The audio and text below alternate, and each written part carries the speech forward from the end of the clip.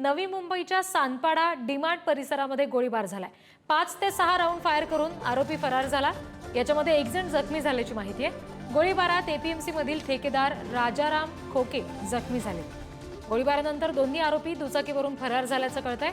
Sanpada police घटनास्थळी दाखल झालेत आणि आरोपींचा शोध सुरू झालाय।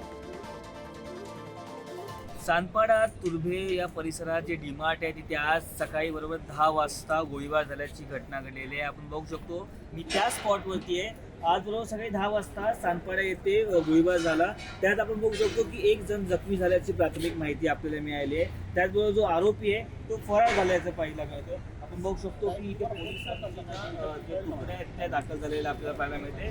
त्याचबरोबर अनेक जे अधिकारी देखील आलेले आहेत। आपण माझ्या मागे बघू शकता की पोलिसांनी त्यांचा जो तपास आहे तो सुरू केलेला आहे आणि ऑलरेडी ते पंचनामा करण्याचा प्रयत्न आहे ते इथे करत आहेत।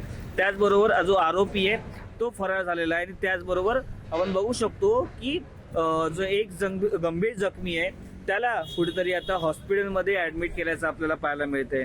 बरोबर आपण जर बघितलं सकाळी 10 वाजता हा जो गोळीबार झालाय त्यानंतर लगेच पोलीस आहे ते घटनास्थळी दाखल झाले आणि घटनास्थळी दाखल झाल्यानंतर पोलिसांनी त्याचा पूर्ण परिसर आहे तो सीज केल्याचं आपल्याला पाहायला मिळतंय। पद्मेश पवार, पुढारी न्यूज, सानपाडा। दोन इसम बाईकवरती आले आणि साधारणतः 4 ते 5 राऊंड फायर झालेलं आम्हाला तिथं प्रथम दर्शनी दिसतं। काही खाली केस त्या जे बुलेट्सचे जे आहेत ते आपण जखमी हॉस्पिटलला ॲडमिट आहे आणि त्यांचं स्टेबल आहे डॉक्टरांचं म्हणणं आहे। आता याची बॅकग्राऊंड काय, पार्श्वभूमी काय याचा तपास सुरू आहे। जखमी व्यक्ती काय व्यवसाय करत होता, त्याचा स्वतःचा काय बॅकग्राऊंड आहे याचा पण तपास चालू आहे।